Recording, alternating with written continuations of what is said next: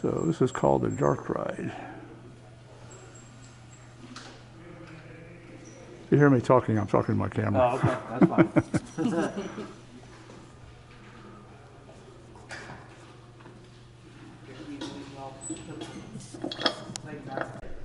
His original locomotive, an electric locomotive, nicknamed the Galloping Goose by the miners because of the long gooseneck arm that reaches up to the DC cable, and that it would jump up and down as it was running. There's a number 1 printed on the side, but this was only used as a backup locomotive.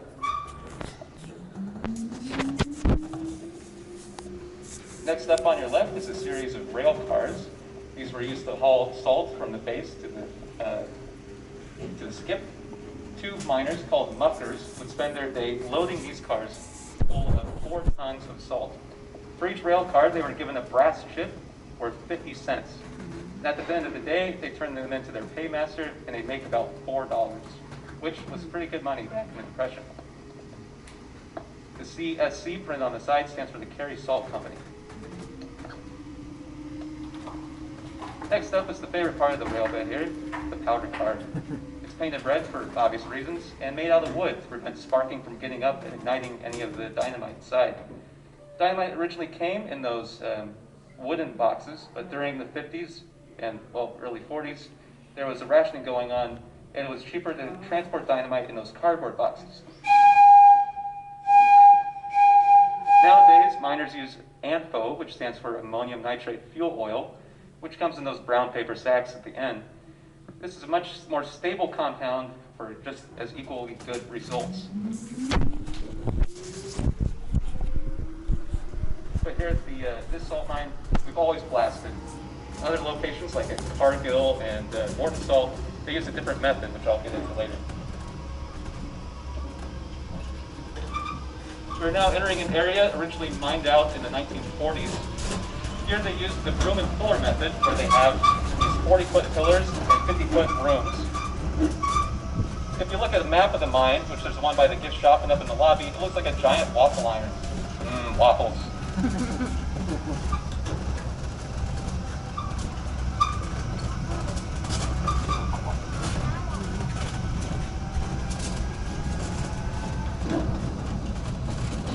On your right here, you'll see a perfect example of visible history. Each of those ribs that they're called represents one blast.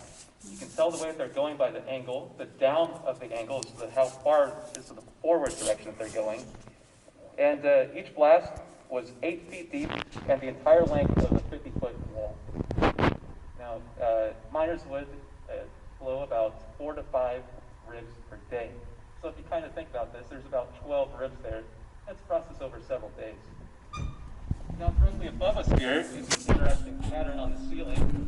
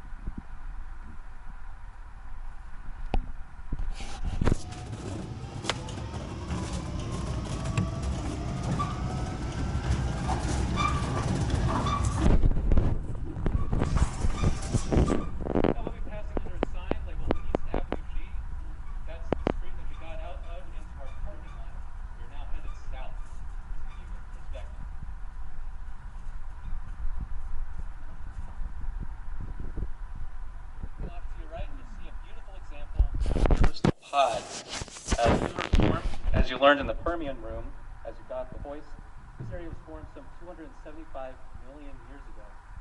Now there are periods of wet and dry in the Permian Sea. During the dry periods, darker layers would form. During the wet periods, those dark layers would form, and those are silt and sand and stuff that's been compressed. The lighter layers are the salt deposits during the dry periods of the sea moved on. And this, like I say, took course over millions of years. And in the actual pod itself, the really dark stuff, again, is that silt and sand that settles to the bottom of the sea. The red bits are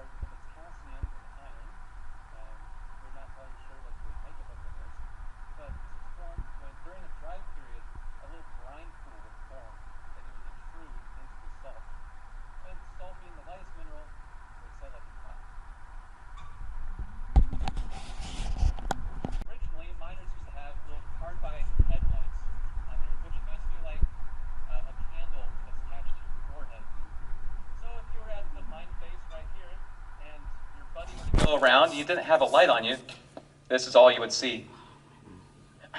In this darkness, given about 2 days in it, you would actually go blind because your eyes just cannot focus on anything because you can't see anything. If you stick your hand in front of your face, as you can see, you can't. And this is, of course, a very dangerous position to be in. Nowadays, miners have battery-operated headlights like I do, and backup lights and all the rest of it. So this really isn't that big of a concern. Next thing I'll notice, now that we've lost our ability to see, let's use our ability to hear. Off to the left, you might hear a slight hum. Now that's actually, well, there, you might be able to hear it now. Yeah. So that's actually the second part of what miners need, which is the most important thing that miners need. Air. That is a fan that helps circulate air through the mine, through the museum, and out the hoist. The whole process takes about 48 hours. But of course, when you get air down in the mine, there's some places that you don't really want it to go because, well, miners aren't there. So one way to move air around is just to block it off. Here we see a gob wall, G-O-B. Now in this method, miners would fill empty gob walls with some loose salt and just shove them into a place where they don't need air to go. So now all the good air is on this side, bad air is on that side.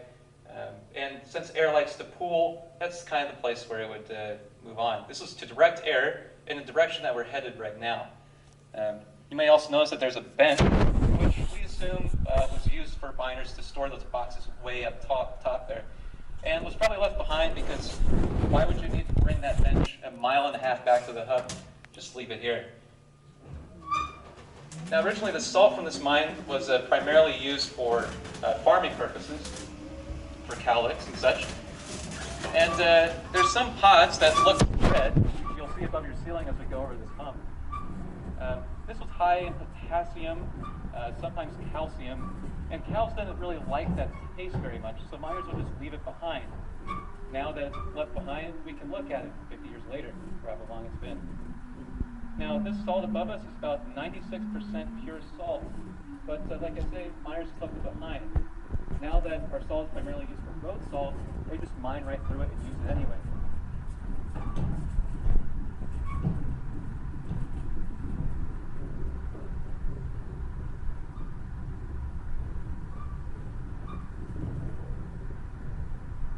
And now we'll take a closer look at this crystal pod.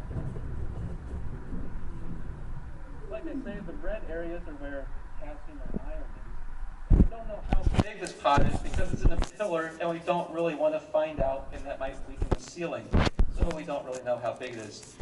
Now all throughout the mine there's different kinds of minerals, like I say, the iron, potassium. Those form different types of rocks like gypsum and salt, which is called halite by geologists, and it's that, So you might find that all throughout the mine. And these are called evaporates because they're made when water evaporates and those minerals are left behind and they crystallize.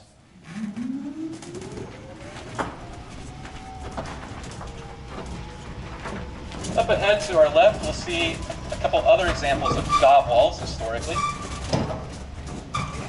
Originally, gob walls were made of just blocks of salt, like you see in the corner in the far right. These were not as good as they wanted them to be because there's lots of holes, they're very porous, doesn't work very well. And whenever they would blast a new face in the mine, those walls might fall down and that air is going to go where it needed to be. So like earlier, they started using those empty dynamite boxes. Now this was also not very efficient because if you're loading salt into these boxes, they're not going up the skip, you're not making money. So instead, some miner came up with a clever idea. Why not just put a curtain up where we don't need air to go? And that's called a brattice curtain. Originally they were made out of wool or jute. Now they're made out of plastic and vinyl, which you'll see throughout the mine and the museum. Now this gob wall has actually fallen a little bit, as you can see. This is because the floor is heaving up underneath it, which we'll get into later. And this picture here, this is an OSHA-approved fan, obviously, that these folks are just standing right by basically a turbine that's incredibly dangerous. And this is one of the original turbine blades. And that's just to help air move to where they need it to be. So when you poke a hole into Mother Earth, she doesn't like that very much, and she tries to fill it in as much as possible. One thing that happens is kind of like when you have a ball of clay or Play-Doh and you stick your thumb in it. It kind of goes up around your thumb. Because salt, typically when people think of mine collapses and that sort of stuff, they think stuff is falling from the ceiling. That's not entirely true in a salt mine because, unlike other rocks, it's pretty elastic and plastic. It tends to bend before it breaks off. Now these pillars are holding up this roof, which is actually fairly stable, because it's basically a level of shale that's been compacted over millions of years. But the floor beneath it is salt. So these pillars are holding up all of the ceiling and all of that 650 feet of stuff above it. And that puts a lot of pressure on these pillars. And these pillars then put the pressure onto the floor, which then heave up. Underneath this heave here, to your right, it's completely hollow. It's just that layer of salt that's below us. When that ruler that you can find in your local Ace Hardware was installed, that used to be straight. The floor underneath it has heaved up so much where it's starting to bend. At some point, that'll snap when we find it. Now, these floor heaves, like I say, they're hollow, and they tend to be pretty steep, so we don't let that fall on top of it. And these floor heaves happen over the course of 50 years or so. So they're not very quick, except for one that you might see in the salt quarry if you ever come back. One that has heaved up so much that you used to be able to walk on it, but now you can only crawl across it. So in this picture to the right, the man on the left is sitting on the old floor, and the man on the right is sitting on the new floor after a roof fall happened. Now, if you guys got off the train right now, you saw that example of a roof fall. Those things could be huge. Now, roof falls are actually pretty rare when mining. They tend to be due to a mistake. Either the miners mined too high or too low. That man who's holding up the roof sag on the right, that, like I say, that's a complete mistake because they mined a little bit too high.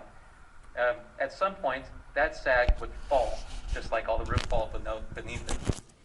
Now, if we see anything that looks like it's going to fall from our ceiling, we take one of the ceiling bars, which is the thing on the left, and we remove it wherever dust would be, and we regularly monitor this to make sure that everybody's safe.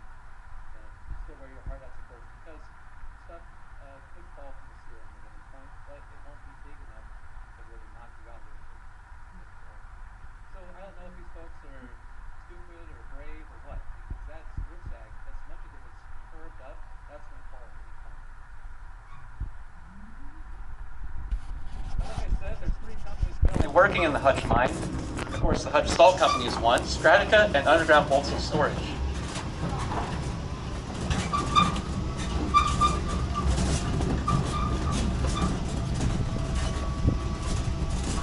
Now, the process of getting some mining equipment down is very complex, expensive, and time-consuming.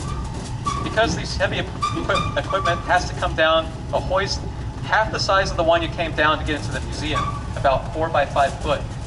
So these heavy machinery has to be chopped up into bits and then reassembled underground, which might take several months.